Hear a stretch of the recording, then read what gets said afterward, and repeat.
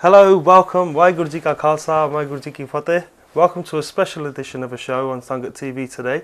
Today we're going to be discussing the threat of terrorism and extremism in local communities in the UK. I'm joined today by two very special guests, Mr. David Anderson, QC, Independent Advisor to the Government on Terrorism Legislation, and Mr. Jaswant Bora, Community Activist and Coordinator in the Midlands area. Welcome, gentlemen. Thank you. Mr. David, if I can start with you. What's your role as the terrorism legislation reviewer? Well, we have a lot of anti-terrorism laws in this country, and they used to be renewed every year by Parliament because they were such serious laws that Parliament needed to have a look at them every year. Although that doesn't happen anymore, Parliament still wants somebody to have a careful look at how those laws are being operated and to advise them, have we got the right laws? Are they being applied correctly, or are they being counterproductive? Are they unnecessary? Are there gaps in the protections that the laws give us? And my job is to report 3 times a year, both to the Home Secretary and to Parliament, on the operation of those terrorism laws. I also give evidence quite a lot to parliamentary committees, and I try to build up some expertise in the terrorism laws and how they function. And do you have a background in terrorism legislation or usage of? I'm a barrister, member of the English Bar, a QC, and when I was asked to take on this job 2 years ago, I had only done one terrorism case. Right. And my client, believe it or not, was somebody who the British government thought was a friend of Osama bin Laden. Right. So the point of my job Binyam? a man called Qadi, Right. a Saudi citizen. Indeed. The point being that I'm an independent person. I'm not part of the government, I'm not employed by the government, and they want a fresh pair of eyes who is not part of the counter-terrorism machine to come in and have a look at how it's working. Well, not a vested interest, so to speak. Exactly, yes. Right. But just one thing. What is your background? How do you relate to the terrorism legislation and its effects on the community? Just to give you a bit of a background. My background has been initially started within working with youth work around about 94, and then working down. I worked within CAMS for a couple of years within a particular role with children, young people and families, and then subsequent to that I got involved working with a bit of criminal law within a firm within Birmingham. Yeah. And alongside that, I started to work with young people, issues of antisocial offending behaviour, and obviously helping to reduce that within areas like Dudley, which was recognised in the local news for responses. And also, stemming from that, around 2008, I was initially working within the youth offending criminal justice area, and was asked on the back of what happened in 7/7 with the government and giving funding and focusing around specific areas of delivery. The London Tube bombings.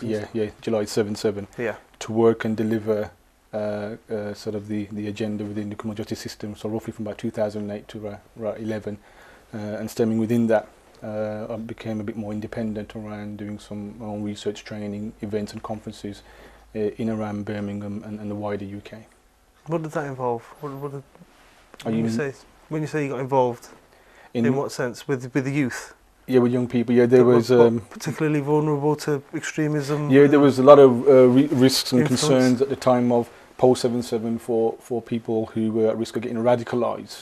Within the criminal justice system. Are these students or just youth in general? Just youth in general, because obviously the main age group is around 10 to 17, border 18 within the yachts, and everything above that would be probation. And obviously there's all other community, other areas that got involved within their kind of roles and responsibilities of delivering it, but primarily within the criminal justice system. Between 10 to 17 also, there were big risks at that time for some who had been radicalised both within the UK and out the UK to deliver it, and then the threat was quite prominent at the time. David, if I may, how does the criminal justice system or the terrorism legislation in particular, how is it targeting and what is it actually doing to prevent youth from being radicalised and influenced by extremism? Well, the main thing is that all terrorism is also crime, and most acts of terrorism are punished under the ordinary criminal law. Which in my view is just as it should be. Yeah. The reason we do have some specialist terrorist offences is because the threat of something as bad as the London bombings, or worse still, the 9/11 incidents, is such that we consider that with terrorism you can have some laws that go a little bit further back. So with an ordinary crime like assault or theft or something like that, you can be convicted of attempt, you can be convicted of conspiracy to commit the crime, but you can't be convicted for something going further back. You might buy an implement to break into a house, for example. That's not a criminal offence. With terrorism, we have some crimes that go further back. So you can commit an act preparatory to terrorism. Indeed. That might even be buying an air ticket to the place where you're going to commit the act, or assembling the ingredients of a bomb. And you also have offences of possessing material, for example, that might be useful for terrorism. So some of these very unpleasant online magazines that are produced by extremist Islamists in the Yemen, you find in possession of one of those and you're in trouble with the law. But ultimately, it seems to me, and you use the word prevent terrorism, you can do so much with the criminal law. You can bang people on the head, you can tell them be quiet, you can tell them don't do this, but you're not ultimately going to solve the problem that way. If we're going to get rid of terrorism in this society, and it will go, because all terrorist movements have a beginning and an end, and eventually we will see an end to it. It seems to me it has to be through the community. The state can do a certain amount to empower the community, to give them the tools, but ultimately it seems to me it's a question of moderate people from all backgrounds, all races, all faiths, getting together and making common cause against the extremists, wherever they're from, whatever the colour of their skin, whatever their beliefs, who believe in furthering their aims by violent means. And that is just something that is completely unacceptable. And it needs to be clear to those people that their own communities consider it completely unacceptable. Do you think they do? Well, I think yes. I think, of course, anything to do with terrorism captures the headlines. And there have also been some quite dangerous plots that, thanks to good intelligence and good policing work, have been foiled. But if you look back, and you mentioned, Jaswant mentioned the London bombings of 2005, since that time, certainly until this year, when there have been a couple of quite well publicised murders, one in the West Midlands and of a man coming back from the mosque, one in London of drummer Lee Rigby. Indeed. In those 8 years, there has not been any deaths caused by terrorism in this country. So although the threat is a worrying one, and although the potential scale of these incidents is very large, I think it's important to keep it all in perspective. We have got strong laws, we have got good intelligence, we have got good policing, and the number of incidents that we're seeing on the ground is very small indeed. Very small, yeah, it is. Would you say Lee Rigby and the man coming home from the mosque and what have you, would you say that's organised terrorism, or would you say that's individuals acting in a terroristic manner? Well, I couldn't say that about either of those cases, simply because neither of them has yet come to trial, even though people have been arrested and charged. And I would say, I made the point earlier that terrorism is crime, and I think it's very unlikely that a jury will ever have to decide whether those were terrorist acts, because the men involved have been charged with murder, because that is ultimately what it was. Murder is the most serious crime we know. It carries a penalty of life imprisonment, and if convicted, that is the penalty that those men will be given. And the actual terrorism legislation, you say it needs reviewing every 12 months. You're the one that compiles a review of that, reports it to Parliament and the Home Office and the Prime Minister? Yes. And you can find the reviews on my website. Yeah. It's a bit of a handful. It's Independent Reviewer of Terrorism Legislation, but you can find me if you Google that. Or I'm on Twitter at Terror Watchdog, which is a bit easier to on Twitter. Remember. But anything I'm doing, I publicise on Twitter if people are interested. But otherwise, David Anderson, QC, Google that and it will come up anyway. Yes, all sorts of stuff will come up, but one of them will be my website. Yeah. Brilliant. So your reviews, every 12 months, your recommendations, how often are they accepted? I would say they're all carefully discussed, and most of them are accepted in one form or another. Some of them simply aren't accepted because the elected government sees things differently from the way I see them, and that's absolutely fine. Yeah, they are the democratic democracy in action organ, and I am simply someone who is giving them hopefully expert advice. Yeah, absolutely. Yeah. Yeah, an insight from a different angle Mm. that they're going to need. They're going to need. Just one thing. What's your experience been within the community? Is it prevalent? Is it a problem for radicalisation of youth still? I think there are concerns that have been identified in terms of vulnerabilities. And as Dave said, to get someone who's a full-blown radicalist, it takes a process and takes a time. I think even the definition given by the government in the strategy in response to 7/7 talks about radicalisation is a process, not so much an event. So there is a journey that an individual will take to become radicalised, and we have to look at it from the perspective of how these terrorists or extremists sort of preying them victims and look for certain routes into that. In terms of the local issues, for me, it has created a lot of kind of or surfaced a lot of issues that have come. For example, community tensions have arisen. The breakdown of cohesion and integration has been threatened by extremism, obviously, the backdrop of EDL and other these groups that are coming up, or more extremist, should I say, rather than terrorism related. But more specifically in terms of 9/11 and 7/7. But is EDL not a symptom of the actual problem, which is radicalisation of young Asian lads? But this is the thing about arguing about radicalisation, or we got other words that we tend to use, like the grooming of them. Yeah. Obviously, the kind of approach and message that they tend to convey really is defending the kind of the British rights and against Islamic extremism and Sharia law, and we've seen that quite visible on TV and media. That's some of the core principles of their messages.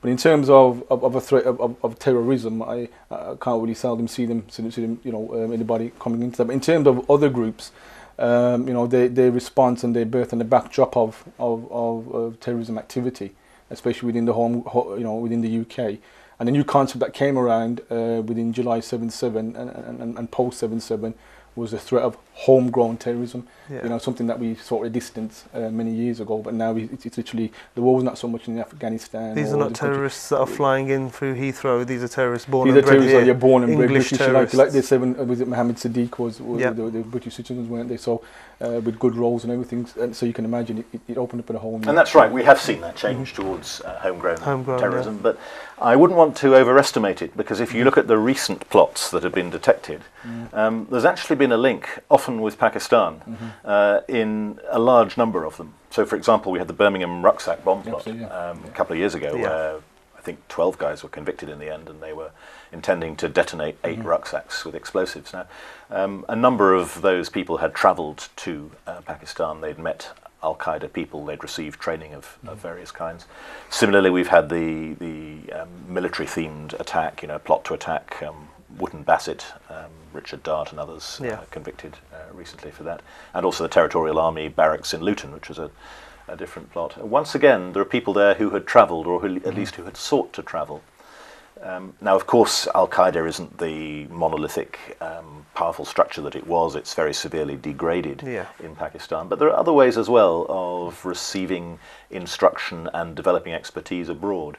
And one thing the intelligence services are particularly worried about at the moment, I think I can say, is that quite a number of young Muslim men in Britain are going to fight in Syria. Now, some of them might be going with the best of motives. They might be fighting to bring down this tyrant that we're debating whether we want to fight against him as well.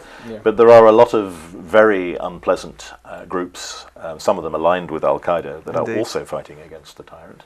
It's a relatively easy place to reach compared with other theatres of war. And if you go out there and fight, it's quite easy to get back, and you can learn things out there, which if you are violently inclined, it might be possible to apply in this country. So yes, there are a few terrorists who are entirely homegrown in the sense that they've radicalised themselves, maybe through watching videos or listening to sermons. And you think of Roshanara Chowdhury, who was a student at my college, King's College London, who bought a kitchen knife and went and stabbed her MP because she didn't like the fact he voted for the Iraq War. Well, she is somebody who does seem to have really radicalised herself with the help of online sermons. But with most of these radicals, and I'd apply this very much to the Islamists, but I think also extreme right wing, you've got to look at one individual, somebody who has inspired them, motivated them, And very often that will be somebody they've met abroad or someone who's offered to take them abroad. And offer them knowledge and Yeah. wherewithal Like Yeah. a schooling, to- isn't it? Really, to it's like take out a schooling frustration towards, or to- towards political Yeah. organisation. Yeah. at what point does the legislation deal with the issue? I mean that in the sense that you have Anjem Choudhury, Mhm. clearly a radical, clearly looking to influence as many youth as he can. Mm. Al-Mujah Haroon Mm. changes his name, Mm. is proscribed, Mm. is re-proscribed Mhm. when he changes his name. Yeah. He continually changes his name, continues to be operative, yet the law is always two steps behind him in a sense. Well, we have quite strong laws. You could discuss whether they're sufficiently enforced in cases like that. But you're right that Al-Muhajirun and the other organisations that Anjem Choudhury Because they are a has minority. set up, they're The, tiny. the Islamic they're tiny community in groups. England is really fulfilling its promise of being part of British culture, adding to its vibrancy. Very few Muslims have any time at all for Anjem Choudhury. His None at all, organisations not are anyone I small. know. And as you rightly point out, they are banned. So, for example, when a number of them demonstrated outside the US Embassy a couple of Christmases ago, 25 people were arrested for membership of that organisation. They weren't subsequently charged. Anjem Choudhury himself, it's true, hasn't been prosecuted for these types of offences. Never. But the offences are certainly there. You know, if you're inciting racial hatred, if you're inciting religious hatred in a threatening manner, if you're causing people alarm or distress, you know, these are all offences under the criminal law. And if Yeah. there's a racial or religious motivation for what you're doing, well, that makes it worse. Now, I couldn't comment on, you know, whether charges should be brought against any particular individual, but those laws are already there. I think if people talk about strengthening them even further, they've got to be quite careful, because if you aren't careful, you make people even more cautious than they already are in this country about what they say, you know, what they tweet. Yeah. And if you're not careful, you kill one of the things that I think binds this country together and is a rather attractive thing about this country, which is our ability to take the mickey out of each other. Yeah, freedom of speech. And to have a bit of banter. And you think of cases like the guy who was frustrated going through Robin Hood Airport, East Midlands. He was trying to go and see his girlfriend in Northern Ireland, and he tweeted, if this airport doesn't get its stuff together, I'm going to blow the place up, sky high. Now, he ended up being convicted of a did. criminal offence, which, in my opinion, is ridiculous. Or you have, you know, people being convicted for, you know, describing a police horse as gay and this sort of thing. So I think the law's in about the right place. And it's all very well saying, well, let's criminalise these unpleasant people. I mean, the world is unfortunately full of unpleasant people.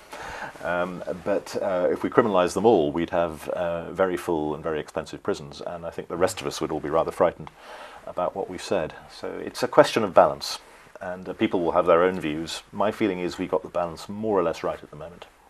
That's good to hear. That's good to hear from the reviewer himself. Well, You are our balance. You're working with us, for us. I'm just a person who tries to work out where the right balance is. And there recommend will it be to the different government. ideas about that. I try to speak to as many people as I can. And of course I read the secret stuff too. Of And course, that's the You're unique privy thing to about all the job, sorts of- really. That, And I think that's some of the, just to echo what David's saying, that's some of the things that are being resonate within kind of schools, and having worked in a few, especially with predominantly Asian, white or Pakistani lads, that they'll just see what's gone on post 9/11 and all these events, and in their own rationality, in their own kind of level of intelligence, and determining, differentiating between involvement, they have said quite clearly to myself that they will not get themselves involved with any violent acts as such, though they probably have understandings why people do what they do, whether it be grievances, political issue, whatever they might be. And they very clearly stated that they would think twice now to sort of go out there and just randomly, spontaneously join a particular group without asking a multitude of questions, you know, and that's based upon a lot of work that's been done to a lot of agencies out there, you know, independent people or you know, governing bodies or statutory bodies. So to have that sort of stance takes a fair bit of intelligence, to be fair. Yeah, I mean, there was an MP not long ago who said she could understand the justification of a Palestinian becoming a suicide bomber. It's a few years back. She was chastised for it left, right and centre. Then they made her a baroness after that. Indeed, yeah. Indeed. well, but for a young Islamic child to say he can fully understand why terrorism is happening and still not take part when that's his community, that's a good thing, isn't it? I think we've to some extent, and I talk as a practitioner as well, is that we probably underestimated the level of knowledge that some of these young people exposed. So, okay, in the days when we were growing up, well, I say we, but growing up when, you know, we just basically had, you know, chalk and board, wasn't it really? So to do any of our own independent research and you know, it was kind of difficult. Now we're talking about a generation now that have been exposed to media, internet, everything, and they will decipher. They'll ask a lot more questions. They'll seek out. We've got libraries galore. So there's a lot of routes and avenues. They will sort of look at that, as well as sort of a few more kind of role models to some extent to sort of help challenge that. And it's what the government did in 2006 with the strategy, is to sort of look at the broader range of expertises out there. Obviously, David's responsibility was within that division, but the broader responsibilities of people out there. So look, I think Charles Farr, the head of OSCT, had clearly stated that the review. OECC? Office for Security and Counter-Terrorism. Right. The Prevent review, which is the frontline delivery that took place in December, they acknowledged that we can't fight this battle or this threat of terrorism, extremism alone. We have to look at all different avenues, be it parenting, be it safeguarding issues, be it criminal justice, be it education, be it youth work divisions. We have to look at the broader remit, and assess it on that basis. What are the strengths and weaknesses? So they've sort of taken that whole approach, holistic approach, within the kind of a new strategy, and become a bit more focused with the work that's currently being delivered. And you can do two things basically about poison coming over the internet. You can try and close it down, but it's very hard. You might be able to close a site that's hosted in this country, but if the site is hosted somewhere else, and ironically, of course, an awful lot of them are hosted in the United States, where they have very strict freedom of speech rules, it can be very difficult. So one can do a certain amount is being done, but it is ultimately a losing battle against the tide of information that is out there. And the other thing, and I think this is really what Jaswant was saying, is you can teach people to think. You know, you can try and encourage people to evaluate different ideas, to work out which ideas are worthwhile and which aren't. It's what somebody once called a marketplace of ideas. And you have to trust that if people are given the right skills by their families and by their schools, then they have the ability to sort out the good ideas from the bad. That's not going to work on everybody, but it seems to me that in a mature democratic society, that is actually our best safeguard. Balanced human beings will we be able to differentiate between stupidity and sense. Yes, and people educated, not just in the sense that they've got lots of degrees, but in the sense that they can think for themselves. Life experience. And they don't just do what somebody else tells them to do. And that's really the key, as it seems to me. Indeed, yeah, brilliant. I was going to touch on something, I'm not sure I should, but if I touch on it a little, by way of an extension to what I actually want to talk about, you've just completed the report on Schedule 7 usage for the David Miranda case at the airport. I'm not going to discuss that at all with you, but you were saying that at the moment, currently, there's a possibility that there's individuals and groups of individuals getting to the theatre of war in Syria. Can a Schedule 7 not prevent those sort of things happening? Because when they do come back, they'll come back with skills, so to speak, that we may not welcome on the streets of the UK. Yeah, I mean, Schedule 7 is, no one had heard of it until David Miranda was arrested last month, but I've been writing reports on it for 3 years, and it was introduced to deal with the problem of Northern Ireland related terrorism, which is actually true of... but before that it goes back to 1974. Right. And in fact before that to 1939. This is pre-9/11 though. Yeah, so this is long pre-9/11, and it was operated at the Irish seaports to stop Irish terrorists coming over to London, and as they did a lot in those days, of course, with bombs and explosives and so on. So that's how it was used, and it seems to me that it is still a very useful power, because anybody can be challenged. They don't need to know already that you're a terrorist. They don't even need to suspect you're a terrorist. If they assess that your behaviour is suspicious, or that they'd simply like to ask you a few questions, they can haul you over. In most cases, it's over in 15-20 minutes.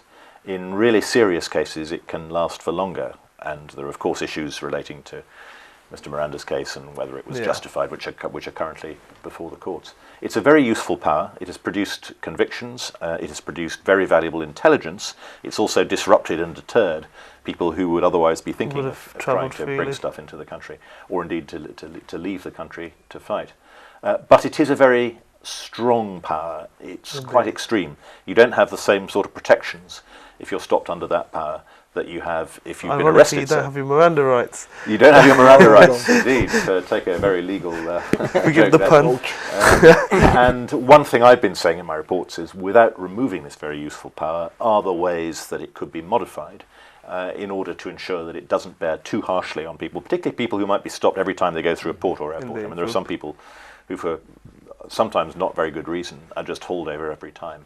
And I talk a lot to Does that Asian sort of thing, groups. is that existent? It Even if happens it's less just than one it did. individual, it does happen though. It has happened. I mean, one of the problems was the police obviously have their secret databases of people to look out for, and they might stop someone who's on the database and find, no, he's fine. He shouldn't be on the database. But they could be slow to remove the name. Remove him from the list. So when he comes back from holiday, he's stopped again, and then when he goes on his next trip, he's stopped again, and he begins to think, well, why are these guys after me? And that can be very distressing. It can also be quite humiliating to be pulled out of the queue. Indeed. Particularly, you're wearing a turban and the police say, we'd like to question you. Yeah. And then you go and sit on the plane and everyone's saying, you see that guy in the turban? So it shouldn't be lightly used. It's very good that we have it. But one of my jobs is to recommend changes. And in fact, there is a bill going through Parliament at the moment. It was started before the Miranda incident, but I'm sure it will be debated in the light of the Miranda incident, that will, without weakening the power, provide a few more safeguards for people who are subject to it. Brilliant, yeah. I just wanted to clarify that because you were saying Syria and there's people yes, you're absolutely heading right. over there. I was just wondering, is there no way, legislation in place to have that stopped or anything? Yes, I mean, anyone who is thinking of doing that, particularly if they're carrying anything that could be useful for terrorism, is taking a very big risk, isn't it? Yeah. Well, Parliament has successfully voted not to be involved with the Syria conflict in any way, other than diplomatically. Is there a danger that foreign policy does create terrorism? I think there is, and I'm demonstrating here my independence from the government. Yeah, absolutely. Because the government would tell you that there is no connection between the invasion of Iraq and terrorism. I would say, of course there is. You've only got to look at the content of the suicide notes, for example, of the 7/7 bombers. Yeah. And you see in every one there's a reference to the invasion of Muslim lands and American, British arrogance and so on. And you see it in the case of Roshanara Chowdhury, the young woman we mentioned, who went to stab her MP. And she actually described to the police how she was radicalised by going to see her MP and hearing a girl in the group. They were a school group from a school in Tower Hamlets. And her fellow pupil was asking the MP, how could you vote for that war in Iraq? And she began to think, why did he? How did you vote for that war? And then 5 years later, this had matured to the stage where she actually became a violent attacker. So, of course, it's no excuse. You cannot allow foreign policy to be any sort of an excuse for terrorism.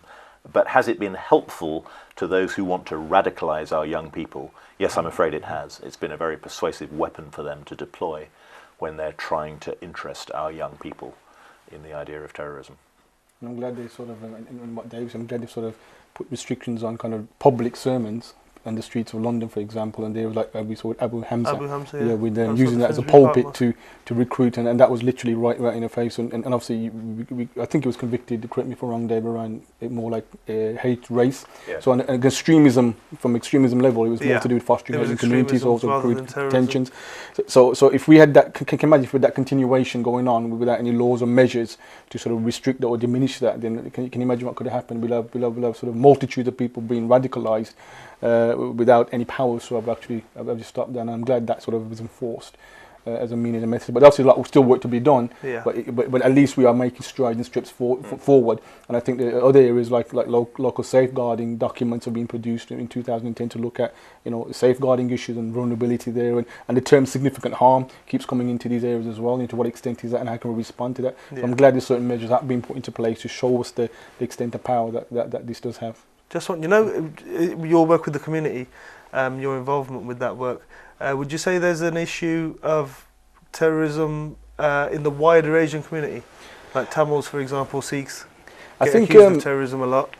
I think terrorism within, to make some distinction, terrorism within say like radicalisation of youth of I think radicalisation is always a potential, isn't it, for someone to be radicalised, or as David gave the example with the MP, self-radicalised through other means, for example. Yeah. Through the internet, social media, a multitude of avenues. But is this something you're working on? Is this something that's come to your attention, or do you just think that the potential, rather than the potential being there, is there anything that's come to your attention? I would say there's greater given the threat of Islamic extremism anyway, within certain groups or racial groups, obviously there's a greater potential or threat than it's going to come from within a particular group. But as history has taught us within this agenda, the case of Nikki Riley was radicalised, was of a kind of white background. So there's some people that have come into the agenda. I think the stereotypes, if I use that word as well, going back post 9/11, was typically it was somebody with a beard and the hat and the gown. So right there he is, that fits the profile. That's shifted, that's altered, that's changed within certain communities now. So are we looking for Glasgow bombers now who were doctors by trade, or are we looking for someone who's been working in school like 7/7? So we have to sort of be a bit more careful in our approach to sort of in terms of profiling what we believe somebody who is a terrorist. Or okay, we can understand the more obvious, someone who's more extremism. We see them at march, have got views, but at the same time to be profiling somebody within terrorism and giving the definition around terrorism, I don't think there's any absolute one to some extent. Who are we looking for now to be able to? So when we're working with people or we're working in groups or we've got projects that are dealing with mentoring and befriending, that's all preventative measures, isn't it, really, to sort of stop it before it transpires. But the challenge we've got now is how do we profile, how do we see, based upon legislation, based upon other agendas and government agendas, how do we, or based on our own perceptions we can sometimes alter, how do we really get somebody that fits a category of someone who's been profiled a terrorist or potential to become involved without having a look at their personal issues. Yeah. And people of all religions have been terrorists. Hindu, Sikh, Christian. I mean, some of these described American... as, or they have been? What? Well, they have been. Described as, or they have been? No, they have been. They have been. been. I mean, if you look at the Oklahoma bombing in the US, you have a white Bible-believing Christian. McVeigh. Yeah, who didn't believe in federal government. So, no religion is immune from this kind of thing, and of course some of the worst atrocities of all have been committed by people with no religion at all. Forgive me, but was he not a part of a militia that's protected by the Constitution of America? Well, that may be. I mean, they have very generous rules on freedom of association. They do have, They can't ban organisations. They can't ban militias or armed militias for the protection of the people from the government. There's groups in America in terms of white supremacy or extremism groups for neo-Nazis and all them. For example, I was reading an article that says the dark side to the sunny state of Florida, that has certain groups operating back to freedom of speech and allowed to do so to some extent. And they've had about 97,000 people subscribe to their website, so it's like a newsletter concept. So you can see the vast volumes that they have. But obviously, England may be slightly different too. Was it not Florida where they were trying to burn the Quran? Yeah, that was Florida from that pastor within a particular state, which that yet again fueled. I think the case that came in Sandwell of the girl or something to that extent, where it sort of began to open up some tensions within Sandwell. And I was part of that process in terms of sitting around the table and looking at interventions and strategies to sort of how counter that within that particular domain at the time, or that school or that establishment. So there was a ripple effect, and obviously I don't want to do ourselves any justice not saying there is going to be a ripple effect. There will be a ripple effect, there will be some reaction, but it's to what extent, to what degree, because that one case within the Sandwell could have just propelled and become spontaneous throughout the whole of the UK. People could have followed pattern, couldn't they, really? So that in itself was yet again, do we blame the media for portraying that? They could have contained it and isolated it, but they wanted it because it's associated again with the issue around terrorism and extremism. I think to remember is that these atrocities are committed by very small numbers of very extreme people with whom the rest of the population have nothing in common at all. Indeed. And the worst thing we can do by way of reaction is to exaggerate it, to make it into an enormous threat to the existence of our country, which it isn't. And to introduce draconian new laws which have the effect of really impinging on the way we go about our daily business. When we do that, that's really when we give them a victory. It is that. And so I think it is a question of remembering, we do have good laws in this country, we do have good police who you can trust, and we do have good intelligence, and we have to hold our nerve.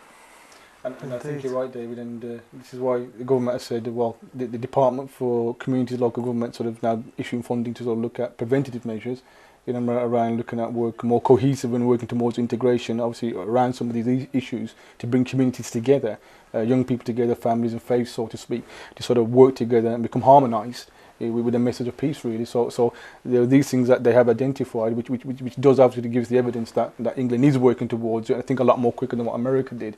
I was speaking to Steve Hewitt, the author on the British War on terrorism, and he also sort of agrees that obviously within England we tend to respond a lot quicker when something tends to happen, and that's actually been proven in the evidence around how the government has made money and things available, resources, training. It's just so spontaneous. I was myself involved in training and delivered training. And that was just literally straight after July 7/7. They said, right, multiple training, They want to get everyone specced up, educated, aware about these issues, and respond to it kind of quick. And I think American system was probably slightly a bit slow post 9/11, apart from what was happening that the administration. With regards to the military and the Department of Defence. So they respond to it that because it's a national, international crisis, but locally where they came from. With America, they didn't actually have. Well, they still don't have much of a other than the Boston bombings that's just happened. They haven't really got a terrorism threat at home, so to speak. We had the New York one that was a Times Square. They had the Fort Hood bombings, the Muslim soldier. All post 9/11 though. Yeah, true. I mean, up to 9/11, they didn't require that. I'm saying. Well, if you look at their own official register of terrorist incidents, they had more in the decades before 9/11 than they've had since. Is that right? Maybe that's because they weren't throwing the resources at it, or maybe it's a question of definition. But people forget, back in the 70s, there were a lot of hijackings in the world. Indeed. And sometimes a lot of people were killed. There were bombs on Air India plane in the mid-80s. In the 80s, you had a lot of embassy sieges, hostages, kidnappings. Yeah. Things which you're still seeing a little bit of, perhaps in North Africa, but these things do go in, I won't say fashions, but they do go in waves, and none of them lasts forever. Yeah. I think that's technology may have caught up with that as well, and procedures, airport checking in procedures and stuff. That's true. I mean, they will look for a way to get through the defences that we have. Unaccompanied bag will not get on a plane in 2013, whereas 1987, why not? Put your bag on a plane and get in your car and drive away. Yeah. I mean, it's at airports that we have accepted the biggest inroads into our privacy. To take your shoe off and pour your water away and all the rest Turbans of it. in Italy. But I mean, who could say it isn't justified when you look at the possible consequences of a bomb on an aeroplane? More turban searches throughout Europe now. Yeah. Curtailed freedom like you wouldn't believe. Italy, France has a turban ban in schools. So the issue with the hijab. What you've got to watch is it was where religious items, headwear. So the turban just got all included in with it anyway. And that's not really that public knowledge outside of France, to be fair. No one's really highlighted the fact that Sikh children haven't been to school in France for 2-3 years. Yeah. For the simple reason they wear a turban.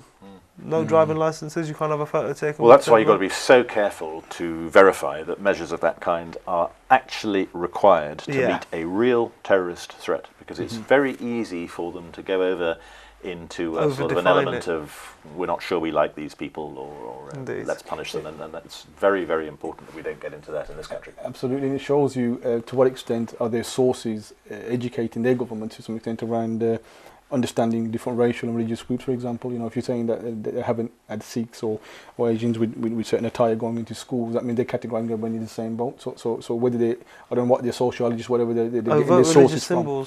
Yeah. So basically that sort of it shows to us quite clearly, distinctly, that they're putting everybody in the same category. Yeah. So the question we have to ask now, then, if that be the case, when was the last time you saw a young Sikh man within the UK go out and commit or get involved in act of full-blown terrorism? We can understand and argue, racial tension, and we see that's been just literally ongoing. Yeah. But to what extent have we seen a young Indian man of that origin? But yet, when it comes to monitoring, surveillance, when it comes to all the other issues, they seem to be put in the same category. Now, I mean, obviously, they will be aware of all the stop and search that's taking place. What statistically, to what extent have they been particular groups more than other groups? Racial profiling as opposed to so religious that's back to the policing. And I'd say one thing on stop and search, and here I will stick up for the government, because one thing this government thought when it came into power was maybe we have too many of these terrorism laws. Let's see if there are any that we can scale down or get rid of. Yes.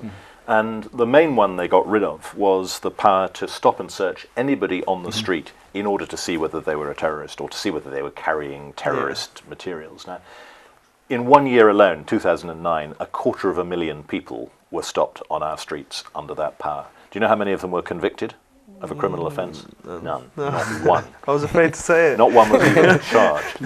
Now, a lot of them were in London, a lot of them were on the rail network.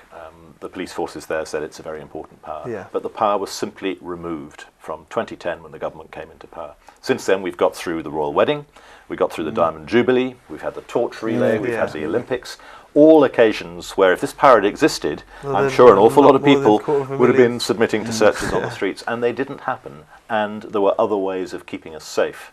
So I think you have to give them credit for what was perhaps quite a brave political decision, Yeah. although I would say that in the background was the European Court of Human Rights, saying we can't Right. really see the There point was of a- this power. There was a hand on the shoulder. There was a hand on the shoulder, but I think the right result was reached, and it has very much reduced this grievance. Of course, you can still be stopped by people looking for a knife or for drugs, but you cannot be stopped without suspicion simply because somebody would like to find out what's in your bag and if it could be useful for terrorism. Yeah. So that's actually been repealed completely. Yeah, it's been replaced by a power which is so difficult to use that it's never been used, and that's in more than 2 years. So instead of 250,000 times in 1 year, you're looking at Is that zero. wise?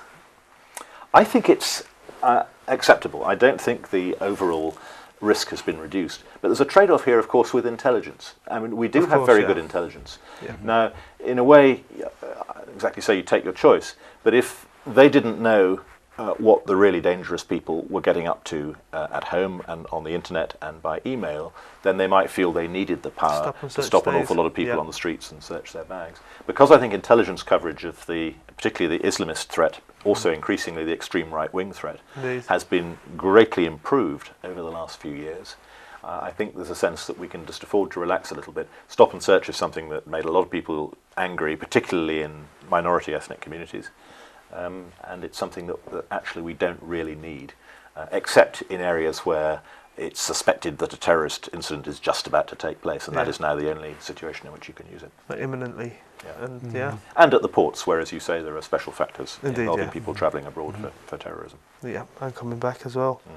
With regard to, I was saying earlier, I may have interrupted you inadvertently, with respect to Asian community in the UK, is there a terrorism sort of bookmark? Is there a view in Whitehall or government itself as to it's not just an Islamist threat, that Asian people have a tendency to be overexcitable quite quickly. I spend quite a lot of time in the Home Office talking to people who are involved in that world. I mean, I've never heard any such idea. And if you were there in the secret part of the Home Office, I mean, you would see a surprising number of people there are Asian. I mean, it's not Right. just a token one or two, I can tell you. Yeah. If you want to understand They're Asian playing their communities, part. you need Asian people to play their part, and I can assure you that they do.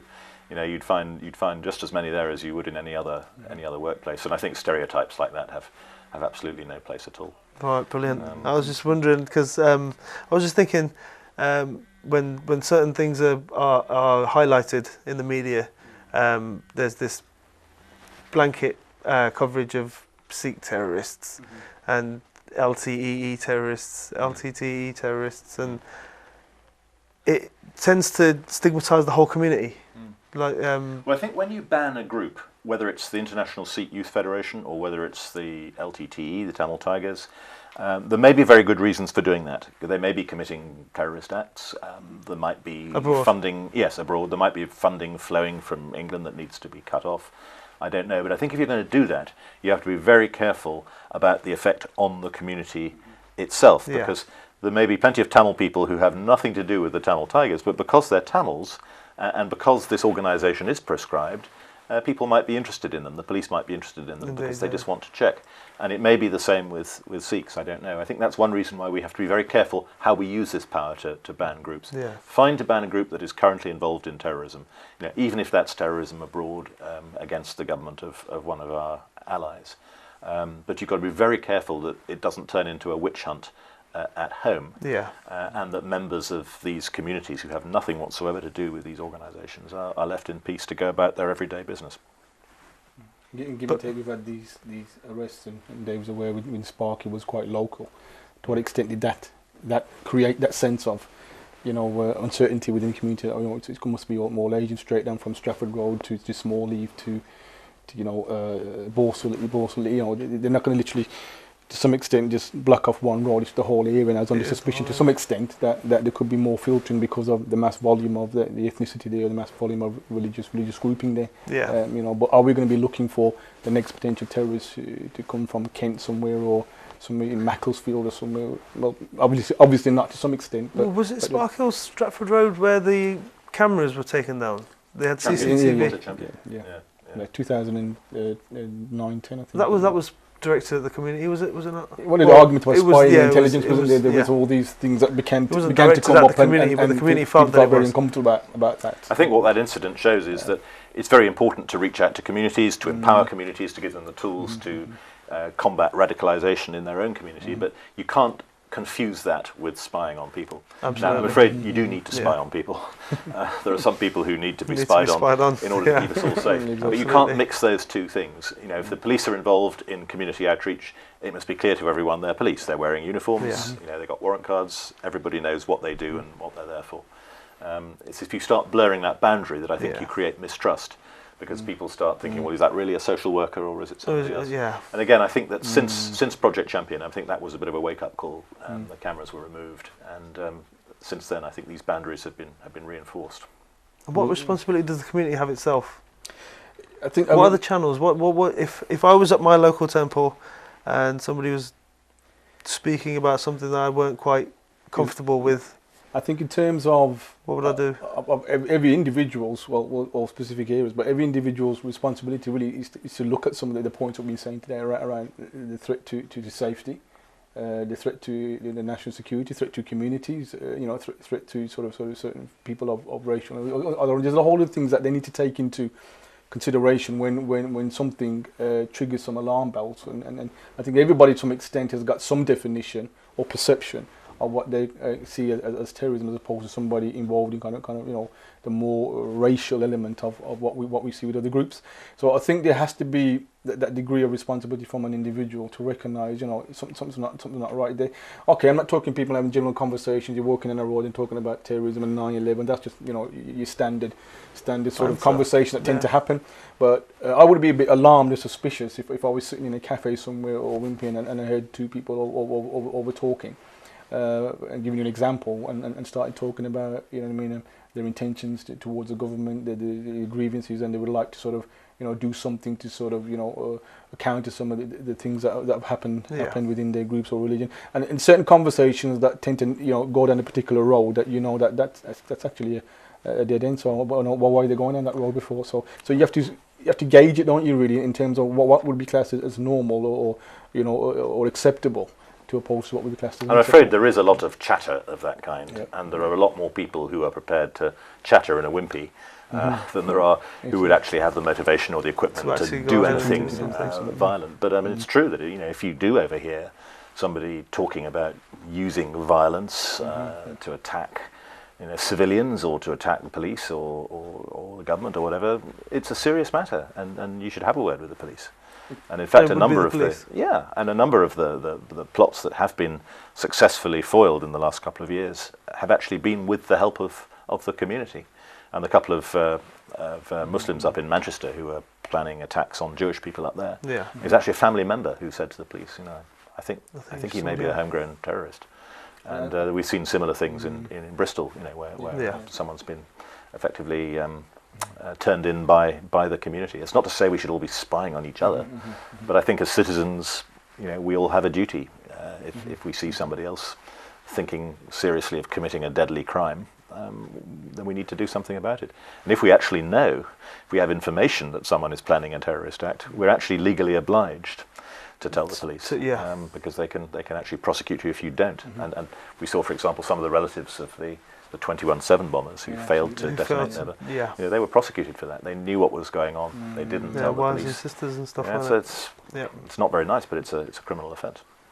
And then that is a preservation of exercising our kind of rights for preservation. Be it talking God made us, be it with the perspective we kind of look at it from. So we are preserving life rather than take it to the full extent where people's the ultimate cost here and sacrifice is death, really, isn't it? Really, for the full blown attack, because that's the whole intention of terrorists, which is to cause mass casualties within more open places, isn't it? Rather than just have an audience there. That's the whole intention. Terror. Yeah, and incite fear, isn't it? Really, incite fear into the fear community. So listen, we're telling you, it's better to do it. What is the definition of terrorism? Oh, don't start. The government. We went on that long. The government definition, the law, the legal definition. Yeah, it's an act of violence, basically, which has the intention of, well, it must be politically motivated or religiously motivated or ideologically motivated, yeah. or indeed racially motivated. And it must have the intention either of influencing the government or intimidating the public or a section of the public. Right. I mean, it's a very complicated definition, but I think the main point is that it applies to any government in the world. So we don't distinguish between terrorists and freedom fighters, you know, bad violent people and good violent people. Yeah. Under the law, there are no good violent people. Violence is violence. So, I mean, to take, you know, even Nelson Mandela, when he was with the ANC, Yeah. you know, he would have been a terrorist under the law. Of course, whether someone like that is prosecuted for an offence in England or Scotland or Wales, completely different He matter. would have been at the time. You know, when you have as broad a definition of that, you're saying effectively anyone who takes up violent action against their government anywhere in the world for political reasons is a terrorist. You can't hope to prosecute them all or keep tabs on them all or anything else. So we are very reliant on our police, our prosecutors, and our juries showing good sense and interpreting this in a proportionate way. Parliament tried to produce a list of you know, bad terrorists and people that we didn't mind too much, but they couldn't do it. The opinions were so different. No one was ever going to agree whether this group was a good group or a bad group. So in the end, they went for the broad definition, and they've left the police and the courts to sort it out. Which is democracy, really. It's democracy, yes, If it's you're gonna judge democracy. me, then But 12 it does make my peers. a job like mine all the more necessary, I think, because when you have very broad powers, it's particularly important to check that they're being properly used. Yeah, the implementation is everything. Yeah. David, thank you. Thank you. It's been an absolute pleasure to speak Great to pleasure. you. Jaswant, thank you very much for coming today. That's all we've got time for today. I hope you enjoyed the conversation we've had with David Anderson QC and Jaswant Bora, Community Coordinator for Terrorism in the local communities in Birmingham and the Midlands. Again, thank you for watching and I hope you enjoyed it. Waheguru Ji Ka Khalsa, Waheguru Ji Ki Fateh.